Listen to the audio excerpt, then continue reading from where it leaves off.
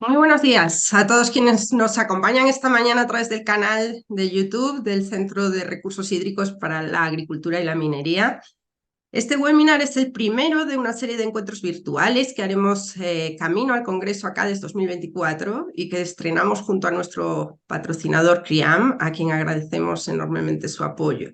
No olviden que los días 20 y 21 de marzo del próximo año, la Asociación Chilena de Desalación y Reuso, ACADES, realizará su primer Congreso Internacional, Nuevas Aguas para Chile, al que desde ya dejamos a todos cordialmente invitados. Como pueden leer en su pantalla, mi nombre es Cristina Pardo de Vera, soy directora de ACADES y esta mañana seré la moderadora de este webinar. Antes de comenzar con estas presentaciones, quisiera darle la palabra a la doctora Gladys Vidal. Bienvenida, doctora, directora del Centro FONDAP, del Centro de Recursos Hídricos para la Agricultura y la Minería de la Universidad de Concepción. Un saludo, Cristina, un saludo a todos los que se han conectado hoy día. Muchas gracias, doctora, por sus palabras. Si nos comentas un poquito la visión del CRIAM y la intención, ¿no?, de este trabajo colaborativo con ACADES. Bueno, estamos muy orgullosos de poder contribuir con la Asociación Chilena de Desalación y Reuso ACADES en este webinario que es Camino al Congreso ACADES 2024, que han denominado desde la crisis hídrica, desde la crisis a la seguridad hídrica. El Centro de Recursos Hídricos a la Agricultura y la Minería CRIAM trabaja precisamente en temas de seguridad hídrica en estos sectores productivos tan importantes para Chile, y también tenemos una claridad muy profunda respecto a que estas nuevas fuentes de agua no solamente resuelven los problemas de seguridad hídrica, sino que tenemos que mirar antes de ello nuestros ecosistemas y cómo podemos gestionar lo que actualmente tenemos funcionando. Desde ese punto de vista, los países en desarrollo tenemos grandes retos para el reuso y para la desalación. Si hablamos de la desalinización o desalación, como también podemos decirlo, esta tecnología o esta forma que podemos buscar nuevas aguas no puede cumplir esta promesa si no tenemos que cumplir puntos anteriormente. Y por eso es que precisamente el investigador principal, el doctor Leopoldo Gutiérrez, va a hacer una presentación en que conecta lo que está haciendo Chile en tema de minería y cómo también estas nuevas aguas pueden ayudar a los procesos productivos y a este sector productivo a seguir creciendo y seguir operando. Dentro de las cosas que debemos cumplir como países en desarrollo es mirar estas nuevas tecnologías en términos de evaluación de impacto ambiental, de desarrollo de capacidades y formación, pero también mirar la gestión integrada de los recursos hídricos. Debemos tener una mirada ecosistémica en que podamos mirar el territorio como unidad y desde ese punto de vista mirar cómo aseguramos agua para el consumo humano, para los ecosistemas y también cómo nos desarrollamos en el territorio. El desarrollo en la parte norte de nuestro país es eminentemente minera, pero en la parte sur también tenemos que mirar que tenemos otras actividades. Por lo tanto, la mirada debe ser integrada y no solamente orientada a nuevas tecnologías, sino que mirar que esta nueva agua puede venir también de gestionar bien a los procesos, de poder recuperar agua en cantidad y calidad y que ella pueda ser reusada. Fantástico, Gladys, un honor tenerte en el webinar Un con placer, nuestros un placer. colegas también. Vamos a darle un tiempito a nuestro vicepresidente ejecutivo de acá, de Rafael Palacios. Adelante, Rafael. Muchísimas gracias, Cristina, y muy buenos días a todos. Les agradezco mucho a todas las personas que nos están acompañando en este primer webinar y evidentemente muy especialmente a Gladys y al Centro de Recursos Hídricos para la Agricultura y la Minería, el CRIAM, nuestro partner en este primer webinar, y por supuesto a nuestros distinguidos panelistas, a Gonzalo de la Cámara y a Leopoldo Gutiérrez. Estamos muy contentos de poder organizar este primer webinar, preparando lo que consideramos es una discusión estratégica para el país, que esperamos abordar con las autoridades, con la academia, con la industria y con la sociedad civil en este congreso que esperamos realizar el 20-21 de marzo del próximo año, que denominamos Nuevas Fuentes de Aguas para Chile. Y es que efectivamente el cambio climático nos presenta grandes y diversos desafíos que debemos abordar desde diversos puntos de vista, tanto para asegurar el consumo humano como para abastecer a las distintas industrias, como son la agricultura y la minería, pero también a industrias nuevas como el litio y el hidrógeno verde que hoy se plantean como a las alternativas de desarrollo en nuestro país. En ese sentido, necesitamos asegurar estas nuevas fuentes de agua y creemos que la discusión que a continuación nuestros panelistas van a exponer puede contribuir a lo que denominamos precisamente esa seguridad hídrica, ¿no?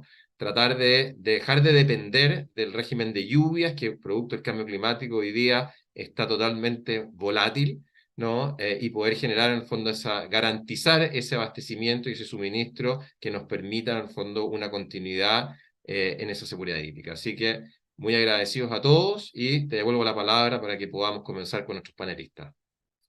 Muchas gracias, Rafael, siempre tan involucrado y haciendo honor de tu cargo de vicepresidente, por supuesto, recordándoles a todos el trabajo que tenemos por delante, ¿verdad? Y bueno, vamos a... les recuerdo que responderemos a preguntas que vayan surgiendo al final de las presentaciones para respetar los tiempos de cada expositor. Pueden directamente enviarlas a través de YouTube y nosotros vamos a leerlas.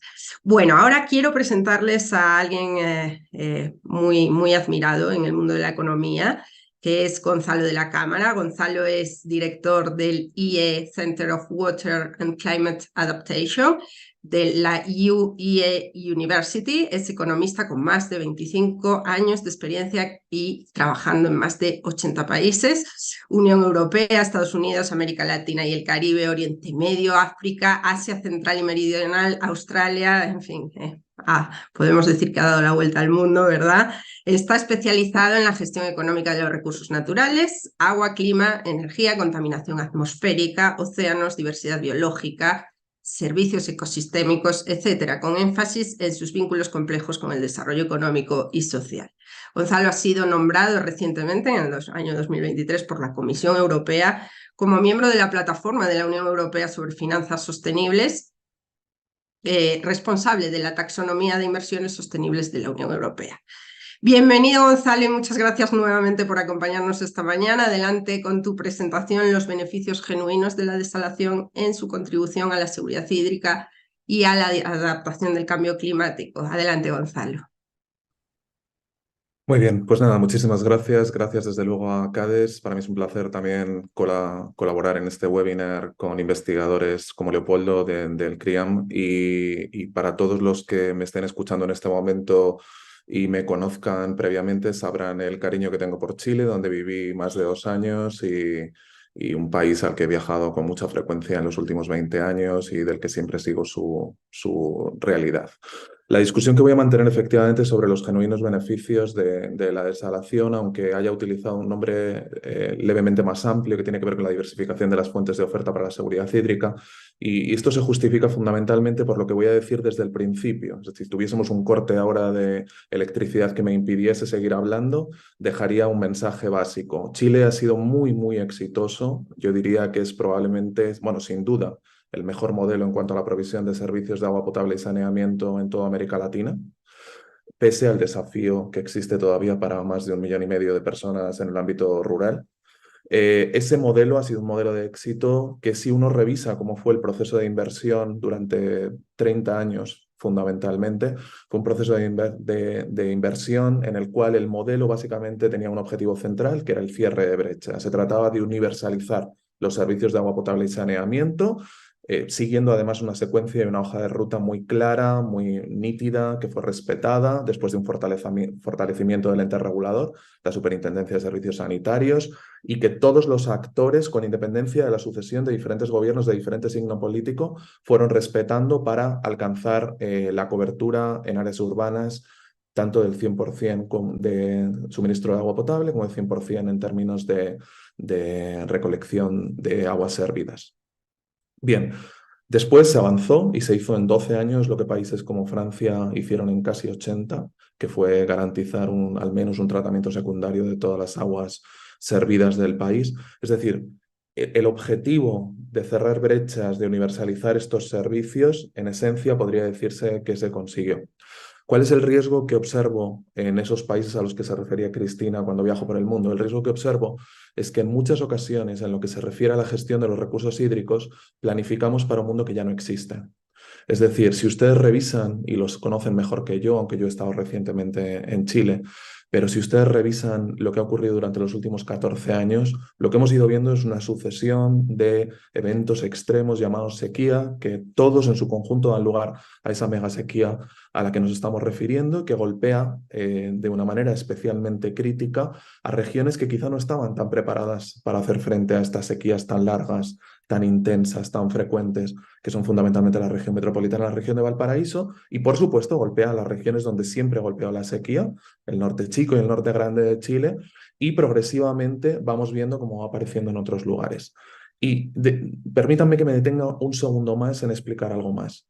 Si uno revisa la situación de las regiones metropolitanas más importantes de América Latina en este momento, se dará cuenta de que ninguna de ellas tiene garantizada su seguridad hídrica a largo plazo, desde Ciudad de México hasta Santiago de Chile. Esto pasa por la región metropolitana de Lima, por la provincia de Buenos Aires, por Montevideo, como hemos visto este año.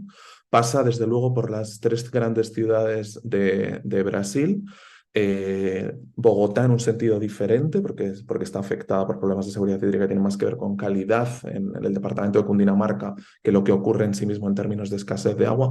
Y si esto lo extrapolásemos a zonas fuera de esas capitales, nos encontraríamos situaciones que no habíamos visto en mucho tiempo, en La Guajira, en Colombia, en determinadas zonas de Venezuela, en el nordeste de Brasil, desde luego en la costa del Pacífico de Perú, etc.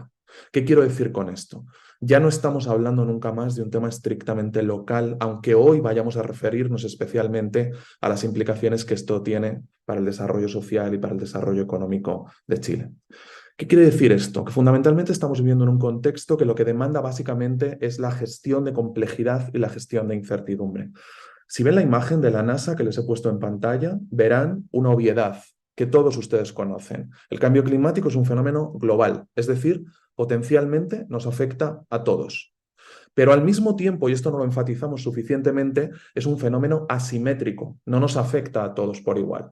No sufre igual la región de Valparaíso que la región de Aysén. No sufre igual Chile que lo que podría sufrir Paraguay, o que lo que podría sufrir mi país, o que lo que podría sufrir Indonesia. Estamos ante un impacto que es asimétrico y creo que conviene mencionar esto. Si pensamos específicamente en cosas que están ocurriendo en Chile, observen simplemente esta imagen del yeso que he rescatado esta mañana de la NASA. ¿Sí? Aquí tienen el yeso en marzo del año 2019 y a continuación en marzo de 2020. Y saben la importancia que tiene este reservorio para la seguridad hídrica de la región metropolitana de Santiago. Bien, si nos centramos en la evidencia científica sobre cambio climático, hay 3 elementos que no quiero dejar de mencionar para luego mencionar aquel que desde mi punto de vista está siendo permanentemente obviado.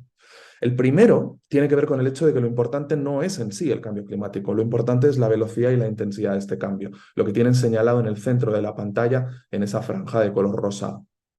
Lo segundo es que esa intensidad y esa velocidad inédita de este cambio tiene origen en acciones humanas. Somos corresponsables del problema, al mismo tiempo somos, por supuesto, para bien, corresponsables de la solución.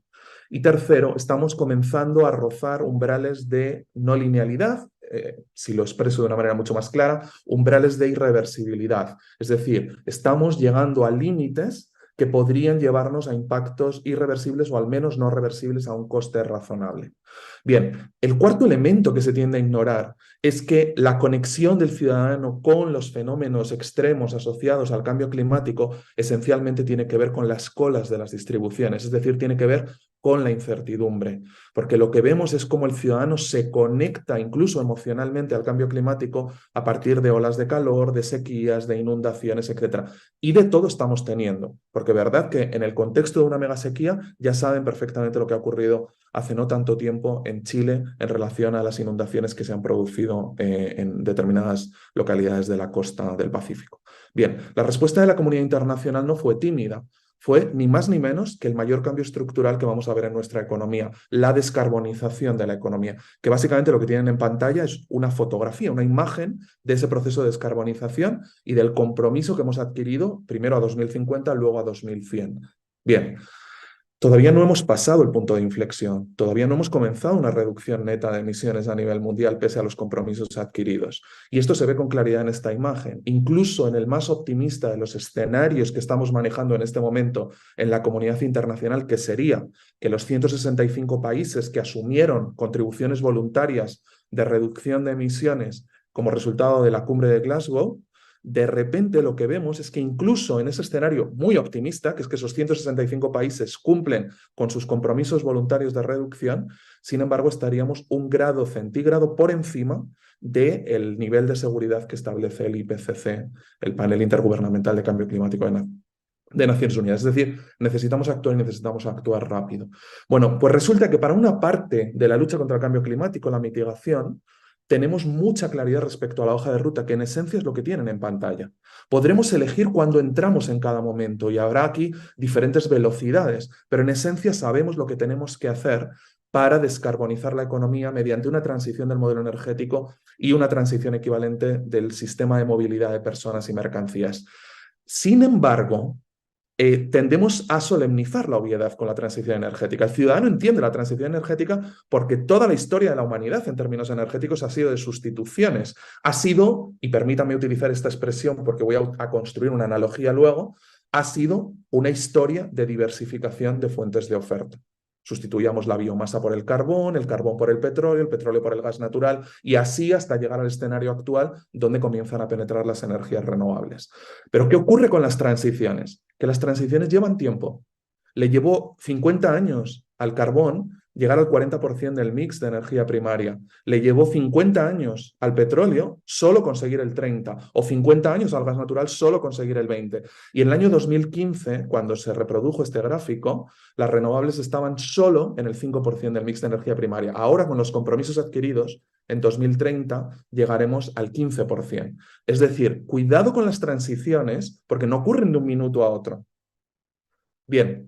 ¿Tenemos alguna buena noticia? El progreso tecnológico nos permite acelerar ciertos tiempos. Y esto que vale para la transición energética y para el sector de la energía, también vale para el sector del agua. La tecnología, como veré al final de esta intervención, nos va a ayudar, pero no es una panacea, no nos va a resolver todos los temas.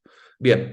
Y en el camino, además, encontramos ciertas contradicciones que, desde mi perspectiva optimista, deberíamos convertir en oportunidades. ¿Por qué? Porque de repente vemos que la transición energética depende de determinados materiales críticos que curiosamente nos van a aparecer cuando hablemos de la gestión de las salmueras, de la desalación de aguas de mar o de agua salobre. Y quiero que recuerden esta imagen porque, por ejemplo, no podemos avanzar en la transición energética si no tenemos suficiente litio y como chilenos sabrán perfectamente que el litio en yacimientos terrestres se está agotando. Por tanto, tendremos que pensar si no existe un nuevo yacimiento en nuestros océanos. Bien, ¿cuál es la hermana pobre de las discusiones sobre cambio climático en la que me quiero centrar? La hermana pobre es la adaptación al cambio climático.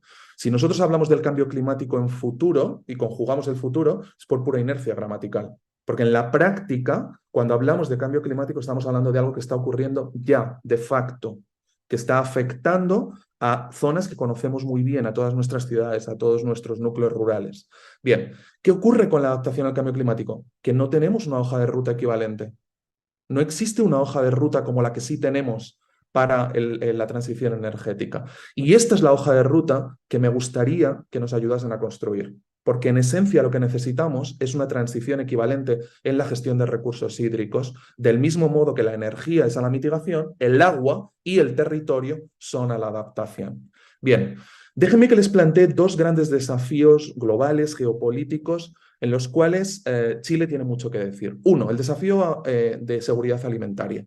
Chile encontró una oportunidad para su inserción en la economía global, precisamente a partir de poner en riego, no sé si recuerdan aquella ley 18450, más el apoyo a través de subsidios de la Comisión Nacional de Riego, más el Código de Aguas del año 85, es decir, se dieron una serie de elementos aparentemente virtuosos en gran medida que permitieron poner en muy poco tiempo más de 1 millón de hectáreas en riego en Chile y permitir que Chile fuese una pequeña economía en una esquina del planeta que, sin embargo, podía posicionarse como una economía emergente muy vital, muy vigorosa.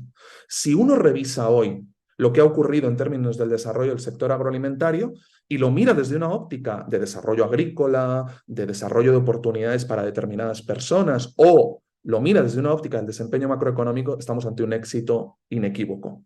Pero si lo miramos desde la perspectiva de los pasivos ambientales y en algún caso pasivos sociales acumulados, tendremos que introducir algún matiz respecto a ese éxito.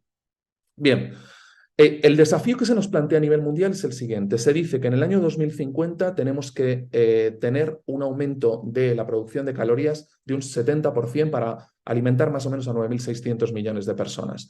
Y Chile, pese a su escala, pese a ser un país pequeño, se posiciona como una economía emergente poderosa en este contexto. Bien, la pregunta que me hice como científico, como investigador fue, ¿dónde están los centros de producción del mundo? ¿Dónde está la superficie cultivable en el mundo? Y aquí la tienen en verde. ¿De acuerdo? Bien, por la escala del mapa Chile casi no se ve, pero sabemos que hay una parte muy importante del territorio chileno que se utiliza para producir alimentos. Bien, claro, mi pregunta fue la siguiente. ¿Y está creciendo o no está creciendo esta capacidad instalada de producción de alimentos? Bueno, lo que nos dice este gráfico es que está creciendo de una manera tímida y fundamentalmente gracias a países como Chile. ¿Sí? Pero si lo miramos como hay que mirarlo en términos per cápita, lo que vemos es que se está colapsando la capacidad mundial de producción de alimentos en el contexto de lo que ya vivimos, que es una crisis mundial de seguridad hídrica. Bien, ¿cómo podemos resolver esta ecuación? Necesitamos aumentar nuestra producción de alimentos y cada vez tenemos menos capacidad de producción de alimentos per cápita. Bueno, la ecuación se resuelve de la siguiente manera. Aumentemos nuestros rendimientos por hectárea, seamos más productivos. Pero esto implica intensificar la cultura. ¿Lo estamos consiguiendo? Línea continua, sí. ¿Lo estamos consiguiendo al ritmo necesario? ¿Línea discontinua? No. Es decir, hay una brecha entre lo que estamos haciendo y lo que necesitaríamos hacer.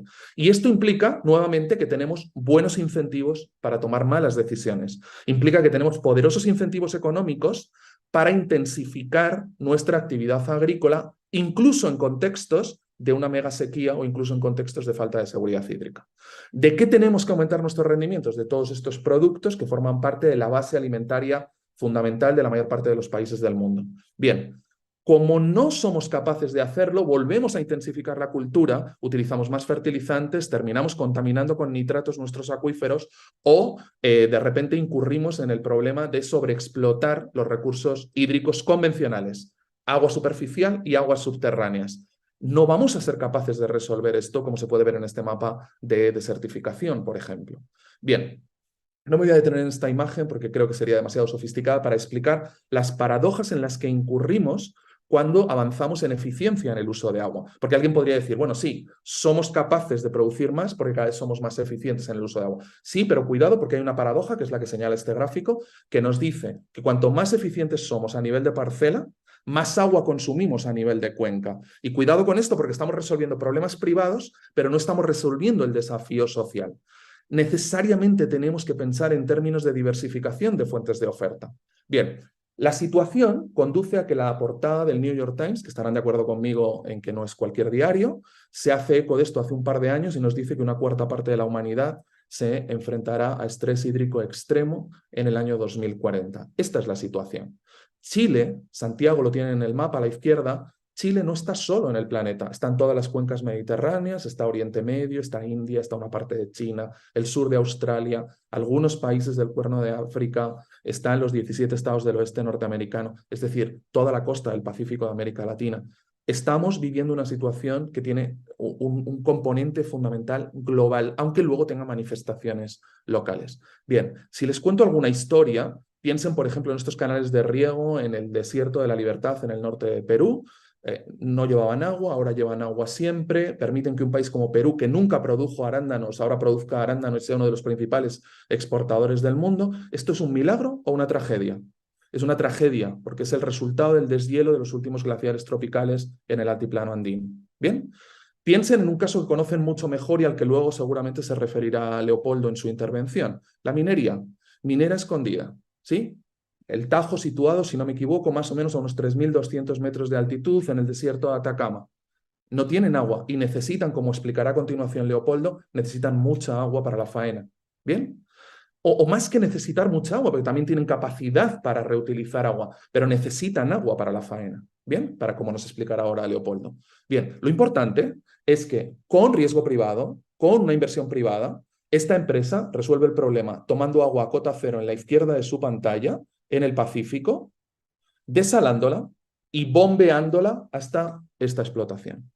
Y en esta explotación se termina pagando entre 7 y 8 dólares por metro cúbico de agua. Es decir, para que se hagan una idea, aproximadamente 10 veces más de lo que yo pago en mi casa en Madrid.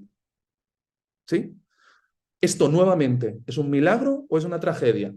Bueno, en gran medida es algo que aparentemente podría parecer insostenible. Y si no lo es precisamente porque el mercado de commodities ha permitido que la onza de cobre convierta en rentable esta actividad y esa utilización de agua en el altiplano andino después de haberla desalado en el Pacífico a más de 150 kilómetros de distancia. ¿Entienden a lo que me refiero? Tenemos muy buenas razones para tomar muy malas decisiones. ¿Sí?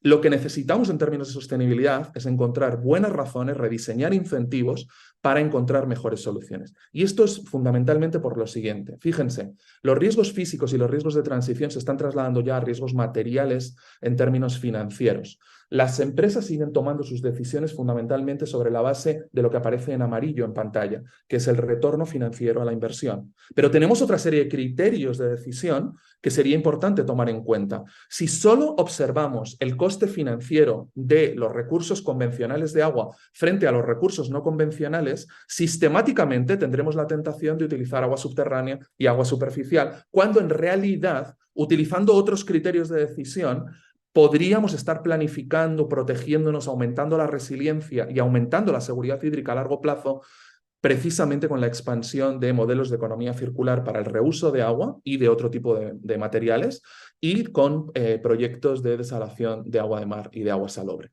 Bien, las cadenas de transmisión de estos riesgos son conocidas, sabemos cómo se trasladan los riesgos físicos, sequía, por ejemplo, en riesgos materiales desde un punto de vista financiero, y lo mismo vemos con los riesgos de transición, es decir, con nuestra propia respuesta a la ley de cambio climático chilena, o nuestra propia respuesta a cambios tecnológicos, o nuestra propia respuesta a modelos de comportamiento de los consumidores. Bien, todas las empresas comienzan a reportar riesgos asociados a la inseguridad hídrica, especialmente las que forman parte de estos sectores. ¿De acuerdo? Bien.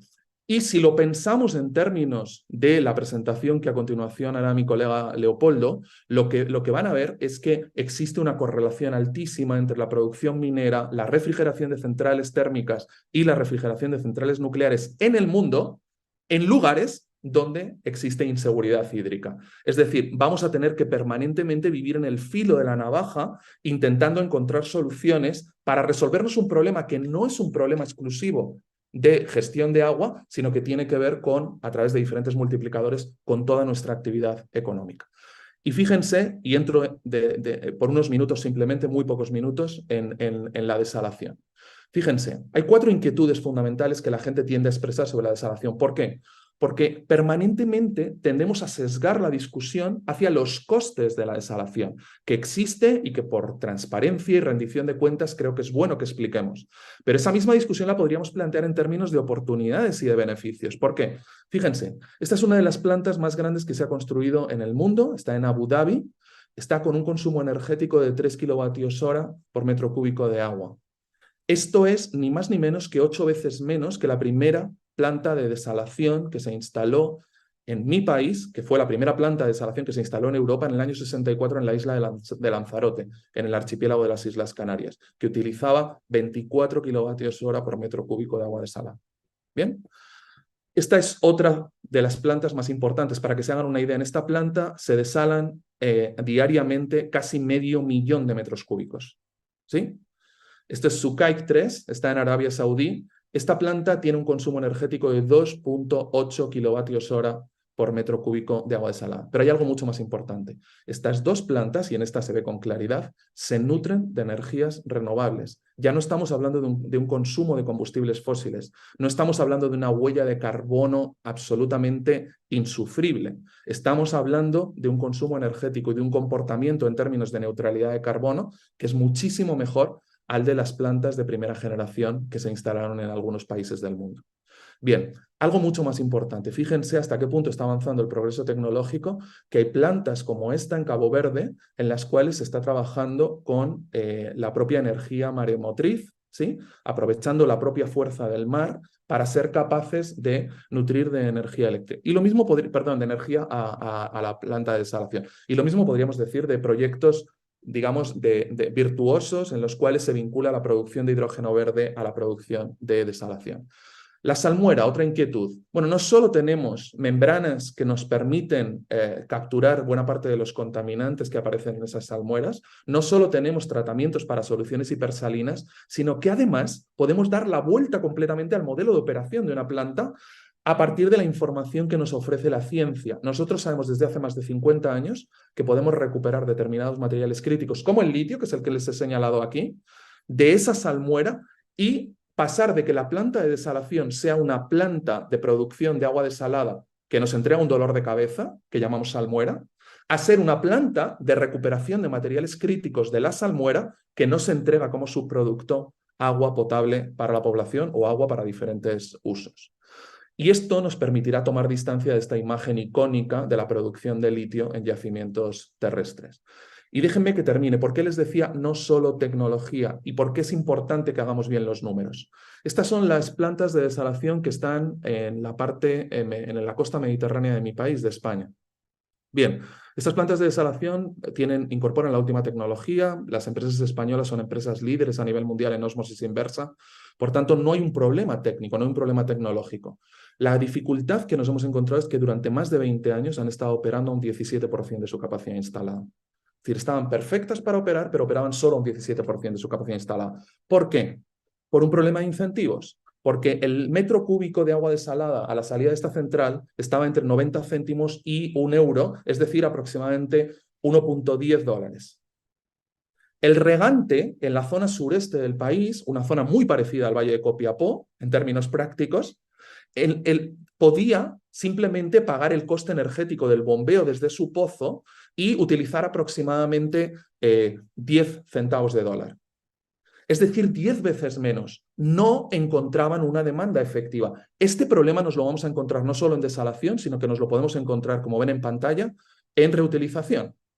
El reuso de agua ofrece muchas oportunidades. Cada escalón que usted sube en esta escalera agrega valor a esta cadena de valor completa de una planta, por ejemplo, como la Farfana, ¿sí?, que permite tratar aguas hervidas, pero al mismo tiempo recupera agua para el reuso, recupera fertilizantes para la agricultura y llega a un acuerdo con Metrogas para proporcionarle el biogás sobrante para que pueda resolver un problema energético. Y en este contexto, aunque los costes unitarios son más bajos, estarían en torno a 50 centavos de dólar por metro cúbico, nos vamos a encontrar con el mismo problema si no somos capaces de rediseñar incentivos. Y termino con dos observaciones. La primera, si utilizamos tecnología punta, las nuevas tecnologías de la información y la comunicación, por ejemplo, Internet de las cosas, para poner sensores que se conecten entre sí, que nos conduzcan a acumular información en la nube y nos den información en tiempo real sobre nuestros perfiles de consumo de agua, esa tecnología, por muy avanzada que sea, nunca será capaz de resolver el problema, salvo que tengamos un sistema de tarifas que permita premiar a quien es eficiente y penalizar a quien no lo es tanto. Y podemos utilizar el sistema de tarifas, que es otra de las discusiones centrales al hablar de desalación, y que luego no me importaría recuperar en el turno de preguntas, podemos utilizarla como un mecanismo de cohesión social y de cohesión territorial, en lugar de como solo un mecanismo de recuperación financiera de costes. Muchas gracias. Gracias, Gonzalo. Tomamos buena nota sobre el desafío enorme que tenemos sobre la política tarifaria referente a estas plantas, ¿no? Bueno, pasamos a la presentación de nuestro querido Leopoldo Gutiérrez, Profesor Leopoldo Gutiérrez es ingeniero metalúrgico, egresado de la Universidad de Concepción. Tiene títulos de doctorado y máster en Ciencias Aplicadas en Flotación de Espuma y Química de Superficies, ambos obtenidos en la University of British Columbia. Actualmente es profesor asociado del Departamento de Ingeniería Metalúrgica de la Universidad de Concepción e investigador principal del CRIAM. Sus áreas de especialización e interés de la investigación son la flotación de espuma, la fisioquímica de sistemas de partículas y la reología de suspensiones de minerales. Los invito a escuchar su presentación, el impacto de la desalación en el procesamiento de minerales de cobre y molibdeno. Adelante, Leopoldo, muchas gracias por estar con nosotros. Gracias a ti, Cristina, por la presentación y gracias a Gonzalo por su excelente presentación, muy interesante, todos los temas que tocó Gonzalo y yo creo que muy complementarios a lo que nosotros hacemos también en nuestras áreas de especialización. La presentación que voy a hacer tiene como un poco objetivo general explicar desde una perspectiva más técnica en el área de procesamiento de minerales el impacto de la desalación, de usar agua desalada y quizás mucho más en general de usar aguas de buena calidad metalúrgica, como llamamos nosotros. En la industria minera no da lo mismo qué agua utilizamos. El tipo de agua que utilizamos y su calidad física, química, biológica impactan fuertemente la productividad e impactan también en la recuperación, en el reuso. Mientras las aguas que utilizamos son de más baja calidad metalúrgica, es más difícil recuperar agua. Y por lo tanto eso nos lleva a un círculo vicioso que impacta finalmente en la sustentabilidad del negocio minero. Entonces, los contenidos que yo voy a abordar hoy de manera evidentemente general voy a partir con una introducción, después voy a hablar respecto de lo que hacemos en Chile, que es de nuestra minería, y finalmente vamos a concluir con algunos puntos específicos. Como introducción, en primer lugar, aquí en esta diapositiva muestro cómo se distribuye el uso de agua en nuestro país, el agua que llamamos de uso consultivo. Estas gráficas están en un manual que nosotros elaboramos hace poco, que lo pueden ustedes descargar en esta página web, un manual que llamamos de buenas prácticas para el uso eficiente del agua en la industria agrícola y minera, que fue desarrollado a partir de un financiamiento estatal y que nos permitió elaborar este manual.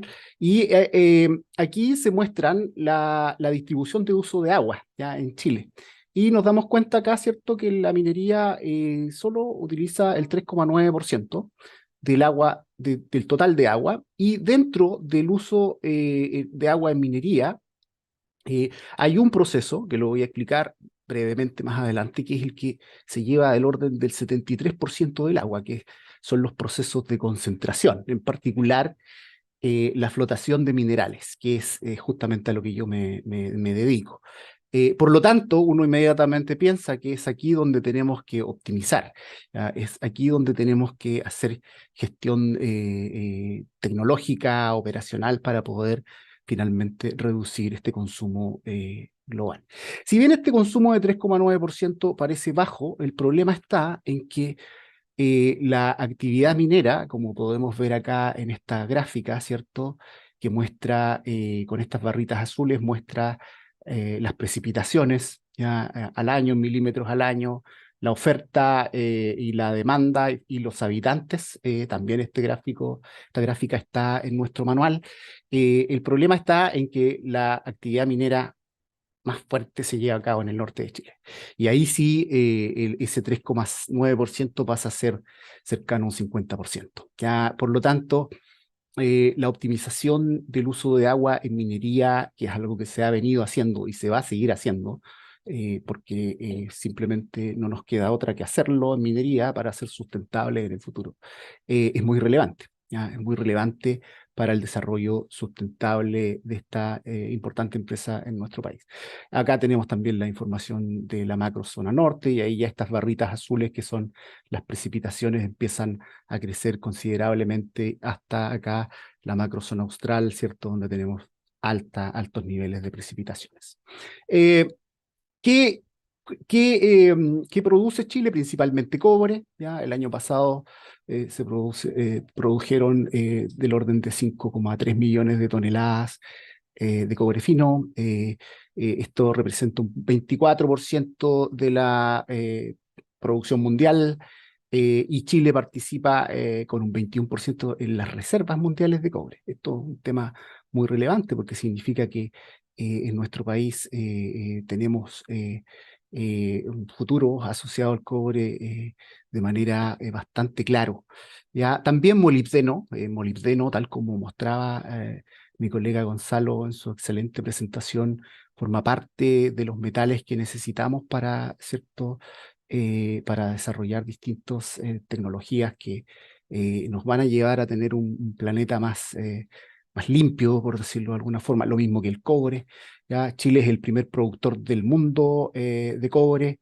En la actualidad, el precio de hoy del cobre es de $3,79 por libra, y la ley promedio de nuestros minerales, en la ley de los minerales, en minería, cuando nosotros hablamos de ley de mineral, significa el porcentaje del metal que tiene el mineral. En Chile, en los minerales que se extraen desde los yacimientos tienen solo un 0,7% de cobre, ¿ya? Y esto ha ido disminuyendo y va a seguir disminuyendo, lo que quiere decir que va a haber que procesar más mineral para poder mantener la producción o incluso subirla, y eso sí o sí nos va a obligar a utilizar más agua, ¿ya? Por lo tanto, hay un escenario complejo en nuestro país. El molibdeno, la ley es mucho más baja, ya el porcentaje de molibdeno en los yacimientos es mucho más bajo. Sin embargo, el precio del molibdeno es varias veces mayor al del cobre, y por lo tanto, desde el punto de vista del negocio minero, el molibdeno sigue siendo un elemento de relevancia. Aquí en esta gráfica se muestra el aporte de la minería al PIB nacional. El año 2022 se estima que fue un 13,6%, donde la minería del cobre, que es esta barrita naranja acá, se lleva gran parte de este 13,6%. Otras minerías, ¿cierto? Como, qué sé yo, el hierro, metales, sales, entre otras, está cada vez tomando más relevancia, sobre todo por el tema del litio, pero todavía es menor respecto de la minería, del impacto de la minería del cobre en nuestra economía. Ahora hablemos un poco de lo que hacemos en Chile en minería.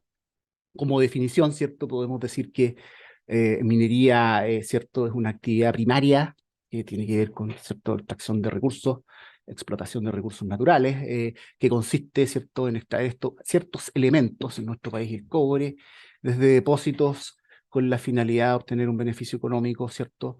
Y esta minería a veces tiene que ver con metales, como es en nuestro país el caso del cobre, pero también en muchos casos tiene que ver con no metales. En el caso de la minería del carbón, que es una minería también muy relevante porque tiene que ver con la fabricación de acero, y eso impacta fuertemente en el mundo, en la economía mundial. Sin embargo, el carbón no es un mineral, por eso generalmente uno tiende a hacer la distinción.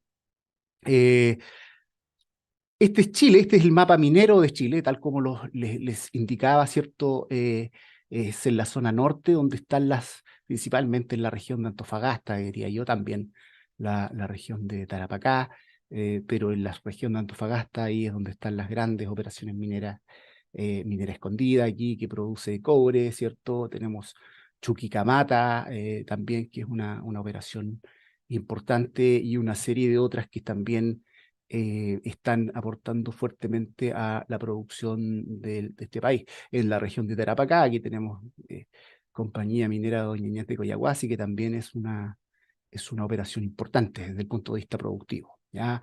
Y en la zona ya central, región de Copiapó, tenemos algunas también como Minera Caserones, Candelaria, que son también aportan de manera relevante a la producción.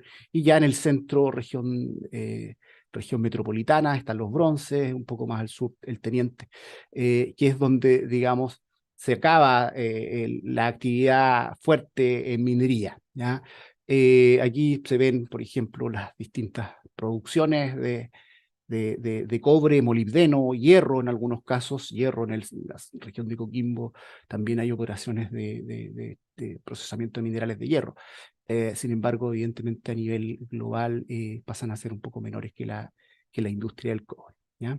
Y aquí en la región metropolitana tenemos los bronces de Anglo American, la división andina de Codelco, que también son, y el teniente, la división el teniente de Codelco, que también son operaciones importantes. Proyecciones de demanda de cobre a largo plazo se estiman que van a ser relevantes, es decir, nuestra minería del cobre se espera que va a seguir siendo bien activa en Chile, y como les decía antes, ¿cierto? Eso sí o sí nos va a llevar a necesitar más agua para procesar estos minerales, lo que nos obliga en primer lugar a optimizar los procesos, que es algo que se ha venido haciendo, la incorporación de tecnologías en la industria minera para recuperar el agua. Ha sido el desarrollo de esas tecnologías ha sido, yo diría, muy, muy relevante en los últimos años, tanto tecnologías de equipos como tecnologías de reactivos químicos que nos permiten mejorar la recuperación de agua. También la gestión ha mejorado bastante, la cultura en términos mineros de que el agua es un bien escaso. Eso ha ido cambiando bastante, en el sentido de que hoy en día se tiene mucha más, yo diría, mucho más conocimiento, mucha más conciencia, esa se me había ido la palabra, conciencia de la importancia del agua, y por lo tanto las acciones en las operaciones mineras hoy en día están muy, muy enfocadas en recuperar agua. ¿Y por qué necesitamos agua? Siempre es una pregunta que a uno se le hace en distintos contextos. ¿Por qué necesitamos agua en la minería? Bueno, en esta diapositiva muestro un poco lo que es, a grandes rasgos, evidentemente, lo que es una operación minera, desde la mina que tenemos acá, que es donde nosotros extraemos los minerales, estos minerales que yo les señalaba que tienen 0.7% de cobre, hoy en día quizás un poco más bajo incluso, pero 0.7% de cobre, es decir, muy bajo contenido de cobre. Eso quiere decir que el 99,3% no es cobre, y eso es justamente lo que nosotros enviamos a los tranques de relave, una gran parte de eso, ¿ya? Y por eso los tranques de relave también son un foco de investigación y de discusión hoy en día respecto al impacto que tienen en la sociedad. Y de la mina, ¿cierto? Sacamos estos minerales, todavía aquí no necesitamos agua, pero acá en la planta de procesamiento es donde nosotros necesitamos utilizar agua. Y la pregunta es, ¿por qué necesitamos agua? La respuesta es, en primer lugar, porque hoy en día las tecnologías de proceso en seco no son eficientes, es decir, la operación minera, sobre todo en la línea de procesamiento de minerales sulfurados de cobre, no tenemos tecnologías eficientes para procesar minerales en seco a gran escala. Ya la minería en Chile es una actividad de gran escala. Ya estamos hablando de que se procesan Chuquicamata o Escondida, por ejemplo, más de 400.000 toneladas de mineral por día. Y procesar esa cantidad de mineral por día es complejo en seco. ¿Ya? Y es por eso que se necesita agua para procesar estos minerales como un fluido, como lo que nosotros llamamos en minería una pulpa mineral. Y en segundo lugar, porque tendríamos un problema de polvo en suspensión muy relevante, tendríamos un problema de sustentabilidad fuerte, ambiental fuerte, ¿ya? Procesar minerales en seco nos llevaría a tener probablemente mucho más problemas que beneficios, ¿ya?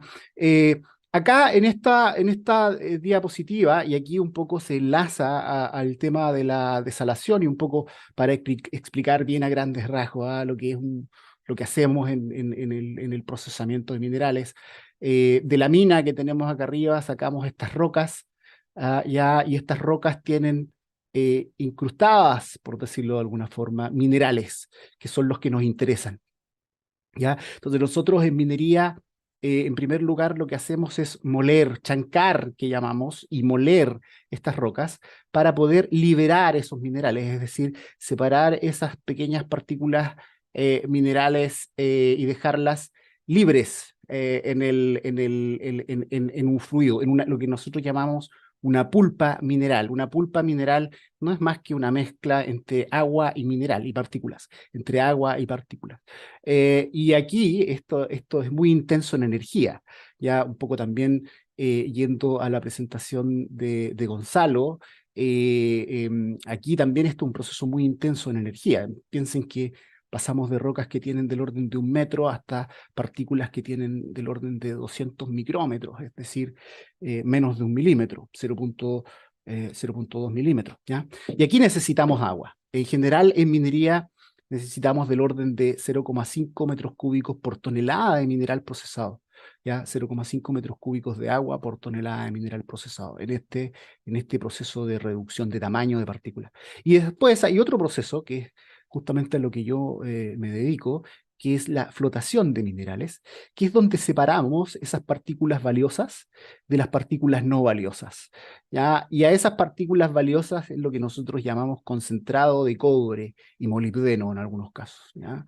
Y lo que tiene menos partículas valiosas es lo que llamamos colas y relaves. Y estas colas y relaves posteriormente van a procesos donde nosotros recuperamos el agua, ¿ya? Y estos concentrados también, ¿ya? Toda el agua que agregamos, estos 0,5 metros cúbicos, y acá en el proceso de flotación adicionamos 1,9 metros cúbicos de agua adicionales a los anteriores, ¿ya? Toda esta agua después tenemos que recuperar. Y hoy en día, yo diría que la industria minera en Chile, con toda la incorporación de tecnología y este cambio cultural, yo diría en temas de ver la importancia del agua, nos ha llevado a tener tasas de reuso de agua o recirculación sobre el 70%, ya en algunas plantas incluso hasta un 80%. ¿Ya? Y hay operaciones mineras que plantean el día de mañana reducir estas tasas de hacer 100% de recirculación, lo que evidentemente es un desafío tecnológico importante, pero hay operaciones mineras que están pensando en eso. Ahora, ¿qué es lo que ocurre? Que esta agua que utilizamos acá, dependiendo de su calidad, impacta la producción, ¿ya? Por ejemplo, si el agua tiene muchos iones, en particular algunos iones que nos complican desde el punto de vista productivo, la recuperación de cobre y por lo tanto la producción se ve afectada negativamente. También todos los procesos de recuperación de agua en las operaciones mineras se ven afectados si la calidad del agua es baja, ¿ya? Y ahí es donde la desalación efectivamente juega un rol importante en todo el proceso metalúrgico que nosotros llevamos a cabo, ¿ya? Acá les muestro una imagen del complejo minero Chuquicamata, que se muestra un poco lo que les estaba comentando. Acá está la mina, el proceso inicial de chancado, proceso de molienda, flotación, ¿ya? Que está en este edificio y estas celdas que tenemos acá afuera. Y acá tenemos lo que llamamos espesadores de relave, que es donde nosotros recuperamos el agua proveniente del proceso, ¿ya? Y aquí es donde, y en el tranque de relaves también es donde recuperamos gran parte del agua de los procesos. Y reusamos esa agua nuevamente, ¿ya? Efectivamente, dado que las leyes de nuestros minerales van a tender a ir disminuyendo en el tiempo, es necesario usar más agua, y esto se refleja acá en este aumento importante que se ha venido teniendo del uso de agua de mar ya en el tiempo. Tanto en algunas operaciones utilizan agua de mar cruda, pero se ha ido estableciendo como práctica común utilizar plantas desaladoras, y esto va a seguir siendo de esa forma, como se puede ver acá en esta proyección también de la demanda de agua en la minería, ¿ya? Bueno, como conclusiones, ¿qué podemos decir? Que nuestra minería tiene un futuro muy desafiante desde el punto de vista técnico, metalúrgico, físico-químico, Hay restricciones y por lo tanto el uso de agua de mar va a ser un requisito importantísimo. Y la desalación en particular se ha visto que desde el punto de vista de la producción, productivo, desde el punto de vista del proceso metalúrgico, genera un efecto positivo y también mejora el reuso, la recuperación de agua en las plantas de procesamiento, lo que nos permite tener sustentabilidad en el futuro en la industria minera. Es necesario seguir entendiendo todos estos fenómenos a nivel físico-químico para poder optimizar. Ya si queremos llegar a reutilizar o reusar el 100% del agua en los procesos metalúrgicos, es necesario aprender mucho más respecto de estos impactos que podríamos tener por el solo hecho de aumentar la tasa de reuso en los procesos mineros, y eso también se asocia a nuevas tecnologías, a uso de menos reactivos o reactivos con una componente verde más importante, y aquí en todo esto la relación entre la empresa, la academia es muy relevante. Esa es mi presentación. Acá les dejo una fotito de la Universidad de Concepción, de nuestro campus, una foto primaveral para quienes no la conocen y algún día se entusiasmen en venir. Muchas gracias. Gracias, Leopoldo. La importancia del conocimiento, ¿verdad? Gracias por trasladarnos toda esta información sobre la industria minera, ¿no? Y la relevancia del agua en todos los procesos. Muchas veces, probablemente en general, caemos en algunas concepciones erróneas. Es muy importante aclarar, como tú haces muy bien, el porcentaje de reuso, ¿no? Del agua que utiliza la minería, y además el beneficio, evidentemente, que tiene para la sociedad en general también el hecho de que la minería esté utilizando nuevas fuentes de agua y liberando también así los recursos naturales, como pueden ser acuíferos o ríos, ¿no? Así que, bueno, muchísimas gracias, Leopoldo. Muy interesante tu presentación, también la de Gonzalo, por supuesto. Quedan unos minutitos que voy a aprovechar para hacer dos preguntas a nuestros célebres invitados. Gonzalo, efectivamente me quedé muy pegada o muy en el centro del tema de cómo podemos lograr a través de una política tarifaria cohesión social y territorial. Creo que es el momento ideal para discutir estos aspectos, ya que el Estado empieza a tomar un rol preponderante en la generación de nuevas fuentes de agua, planificando grandes desaladoras multipropósito. Así que es el momento probablemente de poner encima de la mesa las ideas. Así que esa es mi pregunta. Te dejo un minutito para responderla y luego pasamos a la pregunta a Leopoldo para ya cerrar este webinar. Gracias, Cristina. Sí, en ausencia de crisis, en una cuenca que fuese absolutamente abundante y donde uno no se viese obligado a tener que tomar determinadas decisiones críticas porque hubiese agua para abastecer todos los usos, entonces podríamos permitirnos el lujo de que el sistema de tarifas estuviese remunerando a cada fuente de agua independientemente. Podríamos casi pensar en cada fuente de agua como algo independiente. Bueno, no es el caso. No estamos hablando de eso. Estamos hablando de una crisis climática a nivel mundial, estamos hablando de una crisis de seguridad alimentaria de una crisis de seguridad hídrica a nivel mundial, y en amplias zonas de Chile lo que estamos viendo es una situación en la que permanentemente hay que estar eligiendo y enfrentándose a soluciones de compromiso de utilizo el agua de aquí, pero entonces esto implica que estoy afectando, por ejemplo, a los últimos sectores de los ríos, etc. Para llegar a ese tipo de acuerdos entre agricultores, ciudades, minería, industria, sector turístico, tenemos que ser capaces de tratar todos los recursos disponibles en la cuenca como un único recurso. Estamos hablando de agua finalmente, aunque sea agua con diferentes calidades, con diferentes propiedades físico-químicas, biológicas, etc. ¿Y qué necesitamos entonces? Entender que lo que hemos hecho tradicionalmente con las tarifas, en el mejor de los casos, era simplemente conseguir recuperar los costes financieros, el capital y la operación de todas las infraestructuras que necesitábamos para poner ese agua, ese recurso, al servicio de determinados usos. Lo que necesitamos ahora es pensar en un nuevo bien público que se llama seguridad hídrica en un contexto de adaptación. Y para ser capaces de financiar la conservación de ese bien público de la que se beneficiarán todos los usuarios de la cuenca, tenemos que ser capaces de entender que hay dos recursos que son solo aparentemente menos costosos, que son las aguas superficiales y las subterráneas, y dos que son solo aparentemente más costosos en términos financieros, que son el reuso y la desalación.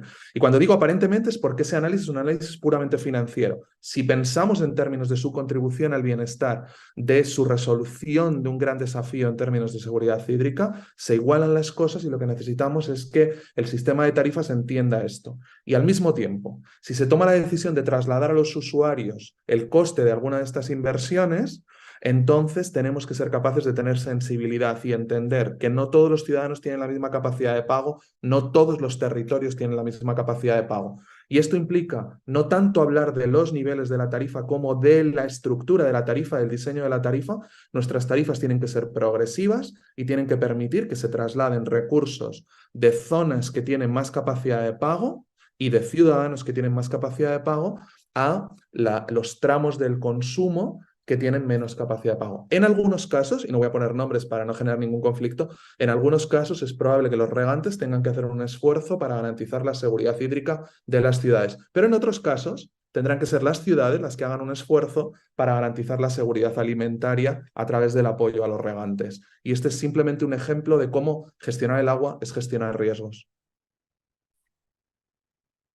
Fantástico, Gonzalo, interesantísimo ese análisis y seguramente podamos profundizar en posteriores webinars de camino a nuestro Congreso 2024, al que aprovecho para invitar ahora mismo a todos los que nos están escuchando. Y Leopoldo, para cerrar, ¿cuál dirías que es el beneficio principal de usar nuevas fuentes de agua en la minería? Bueno, a ver, en la minería en realidad yo creo que más que un beneficio, que existe un beneficio hoy en día es una necesidad. Dado que estamos en una zona tan estresada desde el punto de vista hídrico, hay que hacer uso de otras fuentes porque además es necesario que las personas que viven alrededor de esas zonas tengan disponibilidad de agua de buena calidad, ¿ya? La idea es, evidentemente, utilizar nuevas fuentes para dejar el agua a las personas, el agua disponible que está alrededor de esas operaciones mineras, ¿ya? Eso va a hacer que también la minería pueda ser sustentable en el futuro, dado que nos permite seguir procesando minerales. Y además, como yo lo mencionaba anteriormente, nos permite también mejorar el reuso de agua, la capacidad de reuso del agua, la capacidad de recuperar agua en los procesos mineros. Eso cambia mucho cuando utilizamos aguas en este caso, aguas desaladas, por ejemplo, agua desalada o aguas de buena calidad metalúrgica. El proceso en sí se ve favorecido, ya se genera un círculo virtuoso, lo que no ocurre cuando utilizamos, por ejemplo, agua de mar cruda, aun cuando hay operaciones mineras en Chile que como Minera Centinela, Sierra Gorda, que operan con agua de mar cruda y lo hacen muy bien. Pero hay una complejidad bastante alta en términos de las distintas operaciones unitarias que existen en los procesos. Por lo tanto, Cristina, más que un beneficio, o sea, sí hay un beneficio, porque es un beneficio para la comunidad, pero también es una necesidad para la industria. Ya, yo creo que ahí hay mucho por hacer todavía, mucho por hacer, mucho por investigar. Nosotros como centro estamos en eso, digamos, hoy en día investigando cómo usar menos agua en los procesos, ya cómo descarbonizar los procesos. En minería se utilizan reactivos, se utilizan, necesitamos mucha energía para poder moler esas rocas que les mostraba. Y eso todo está en constante investigación respecto de cómo podemos disminuir en el fondo la huella de carbono y también la huella hídrica que tenemos en la industria. Nos quedamos con eso precisamente, Leopoldo, que no se trata solo de generar un beneficio, sino que estamos ante una necesidad. Creo que es una buena conclusión para nuestro webinar. Muchas gracias a todos los que nos acompañaron en este primer webinar Camino al Congreso. De nuevo, los dejamos a todos invitados. Tienen toda la información en la página web del congresoacades.cl. Y nuevamente gracias a Gonzalo y a Leopoldo y especialmente a todo el equipo del CRIAM por apoyar a CADES. Les deseo un excelente día, excelente jornada. Muchas gracias. Muchas gracias. Muchas gracias.